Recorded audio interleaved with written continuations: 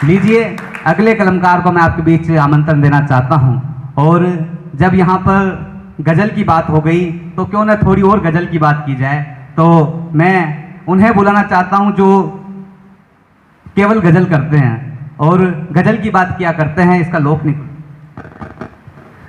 हो जाता है। तो मैं कुछ एक मतलब और कुछ शेर मैं आप सभी के बीच रखता हूं और आदरणीय मामा जी अरविंद जी को बुलाना चाहता हूं। और ये शेर मैं इसलिए भी पढ़ना चाहता हूं क्योंकि मेरे मामा जी पवन जी शर्मा शायद यहाँ से चले गए हैं, तो अब वो आने में, वो आएंगे तब तक मैं पढ़ के फ्री हो जाऊंगा।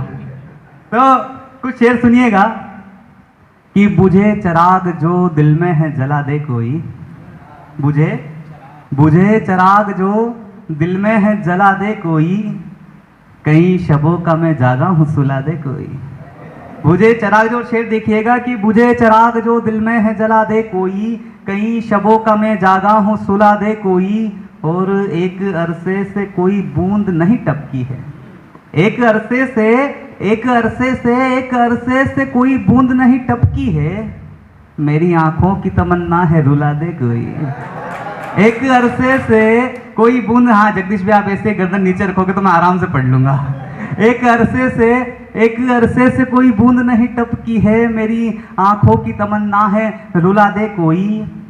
और मेरे होठों की प्यास कोई बुझाता था कल, मेरे होठों की प्यास कोई बुझाता था कल, मेरे होठों की प्यास कोई बुझाता था कल, लगी है प्यास मुझे काश बुझा दे कोई। और अंत में कि हेमंत की डायरी हेमंत से चुरा ले कोई, हेमंत की डायरी हेमंत से चुरा ले कोई, हेमंत की शायरी हेमंत को सुना दे कोई। लीजिए, मैं आमंत्रण देना चाहता हूं आदरणीय अरविंद मामा जी, एक बार जोरदार तालियां बजाएं। इस काव्य गोष्ठी में जितनी मेहनत मैंने की है उससे दुगनी मेहनत आपकी है। बहुत बहुत आभार मैं आपका ज्ञापित करता हूं आदरणीय अरविंद मामा जी।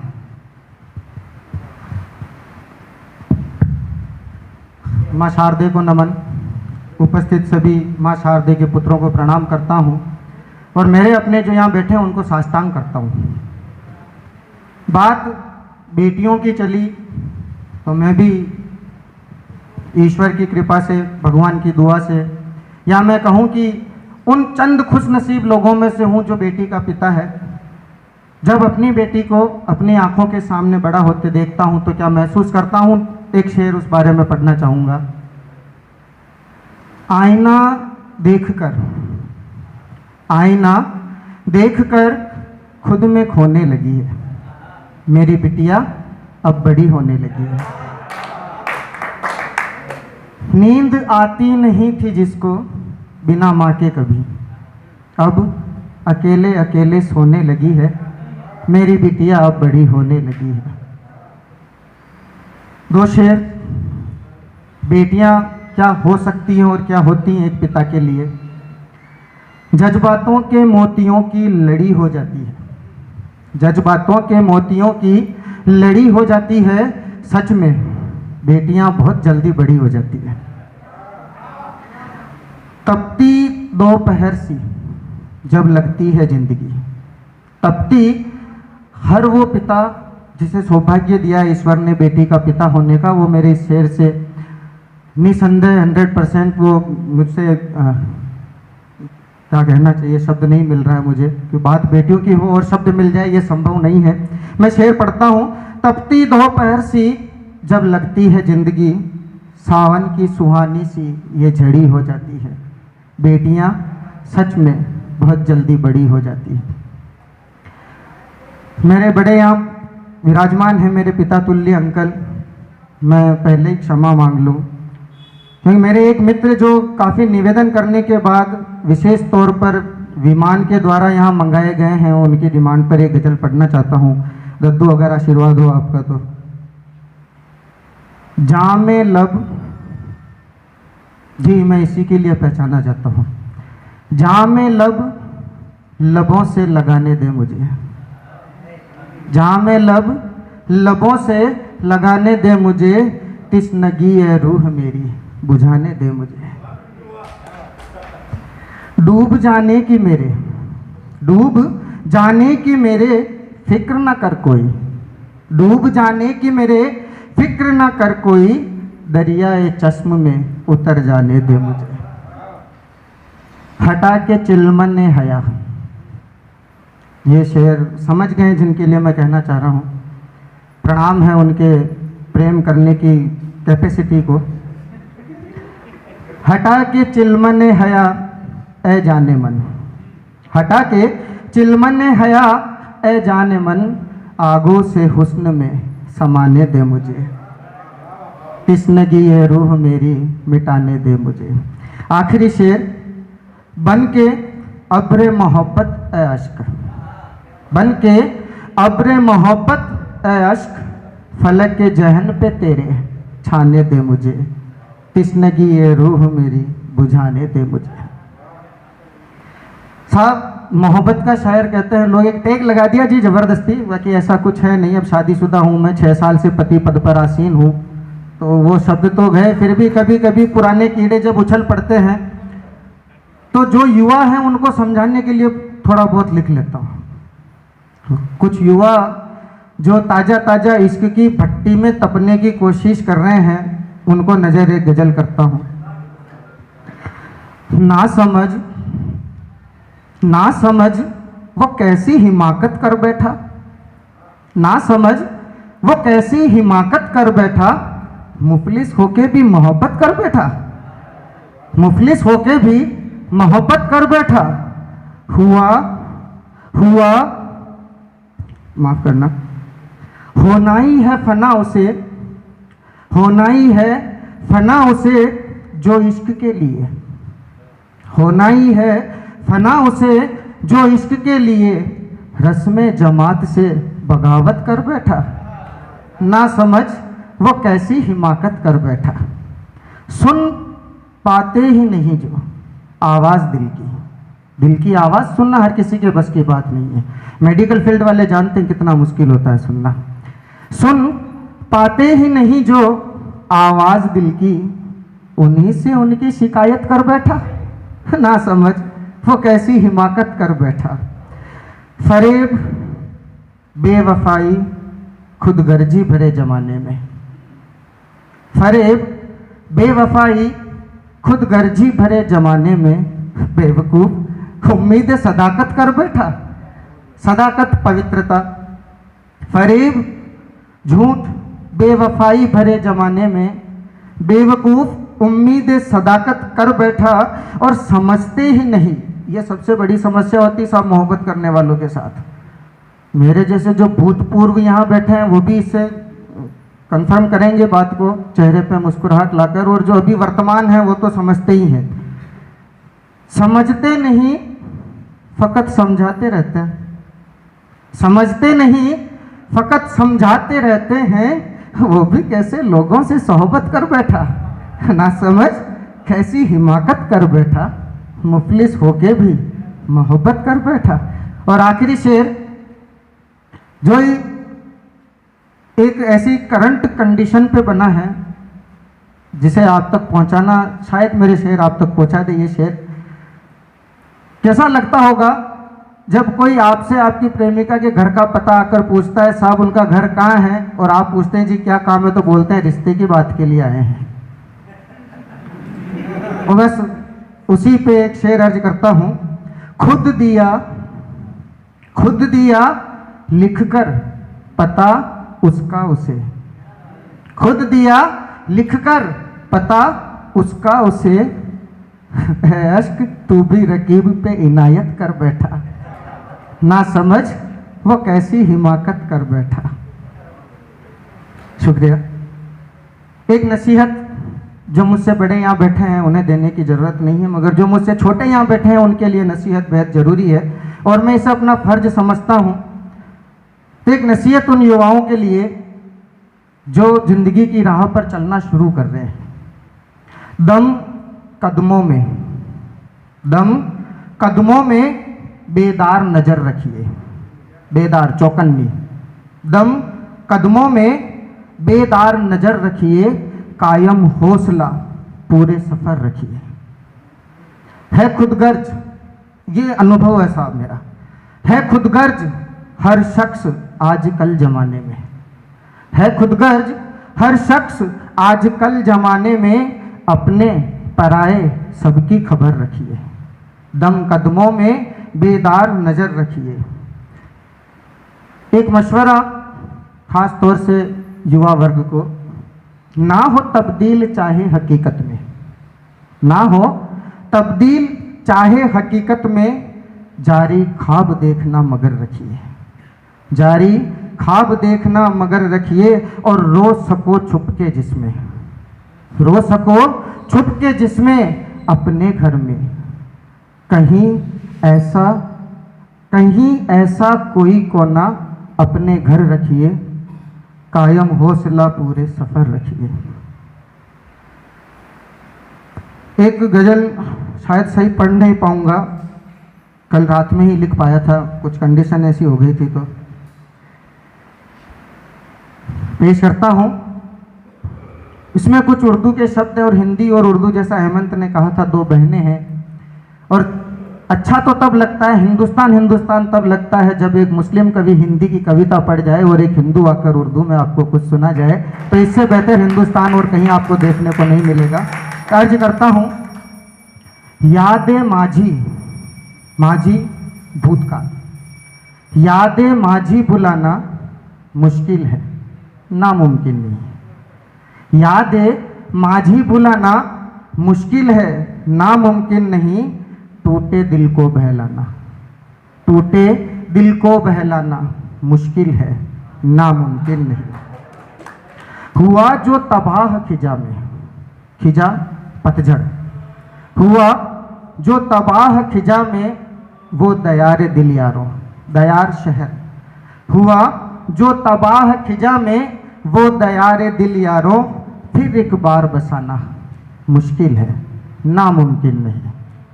एक शेर, टूटे ख्वाबों के बोझ तले, काबिल गौर शेर अर्ज कर रहा हूं साहब।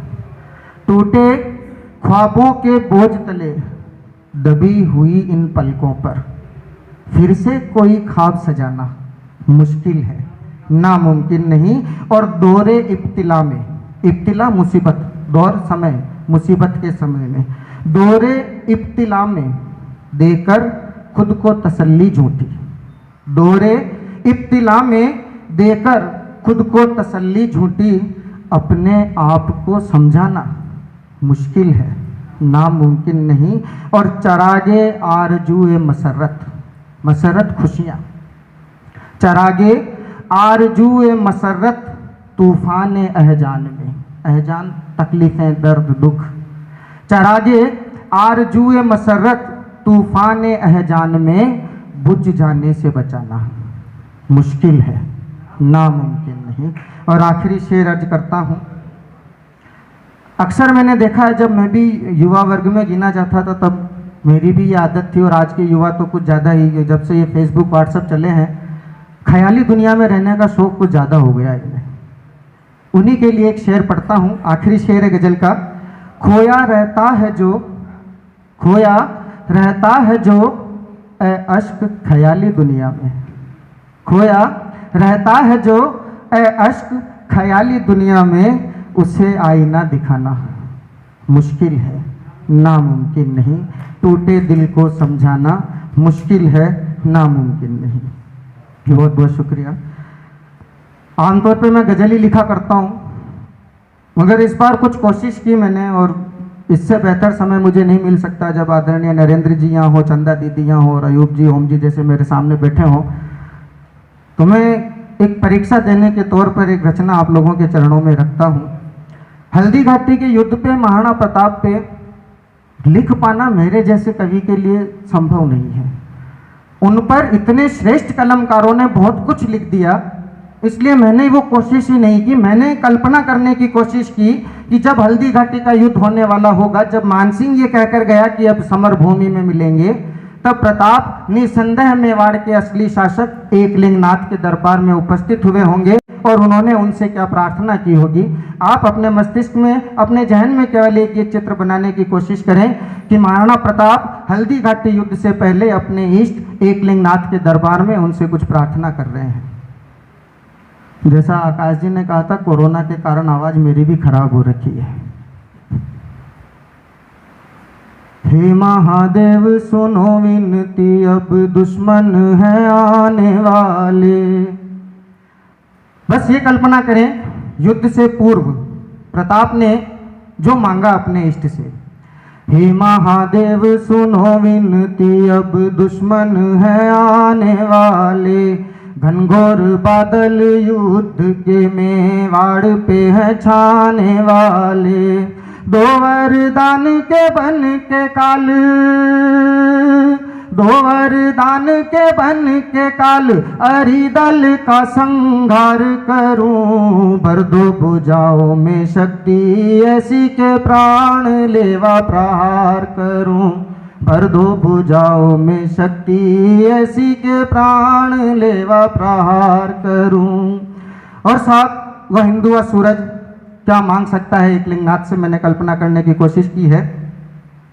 तुर्कों की छाती में गाड़ मेवाड़ी, पताका शान से फहराऊं।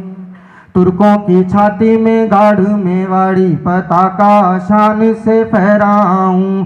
रणचंडी के गले में हरी मुंडों की माला पहनाऊं। चाहे रहे ना रहे प्राण मेरे, चाहे रहे ना रहे प्राण मेरे, मगर मेवाड़ी शान रहे।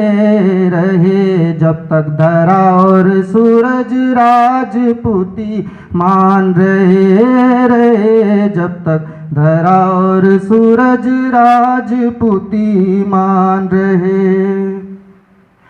एक योद्धा अपने इष्ट से क्या मांग सकता है? खड्ग चले मेरी ऐसी के भूमि, रक्त रंजित हो जाए। इतिहास गवाह है इस बात का कि हल्दी घाटी में एक ऐसा छोटा सा तालाब है जिसे रक्त तलाई कहा जाता है, और उसे रक्त तलाई क्यों कहा जाता है ये यहाँ मौजूद हर एक शख्स जानता है। उससे पहले उस रक्त तलाई को बनाने के लिए प्रताप ने निसंदेह अपने इष्ट से यही प्रार्थना की होगी कि खड्ग चले मेरी ऐसी के भूमि, रक्त रंजित हो जाए। कण कण धरा का शत्रुओं के शोणित से सिंचित हो जाए। कण कण धरा का शत्रुओं के श्रोणित से सिंचित हो जाए। रूप धरूं महाकाल का के,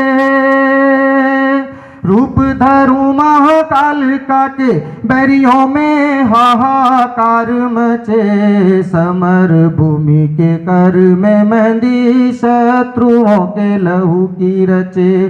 समर भूमि के कर में मेहंदी शत्रुओं के लहू की रचे। हल्दी घाटी का युद्ध हुआ क्यों था ये हम सबको याद है। केवल एक वजह, प्रताप ने मना कर दिया अकबर की सेना के सामने झुकने के लिए। ऐसा स्वाभिमानी राजा अपने लिए क्या मांग सकता है अपने इष्ट से? मैंने कोशिश की है, अगर लगे कि मैंने अपनी कोशिश में मैं सफल हुआ हूँ या कहीं तक पहुँच पाया हूँ तो मुझे आशीर्वाद दें। चाहे रण में कट जाए पर भाल मेरा ना झुकने पाए। चाहे रण में कट जाए पर भाल मेरा ना झुकने पाए। रुके ना जब तक सांसें मेरी, असी मेरी ना रुकने पाए।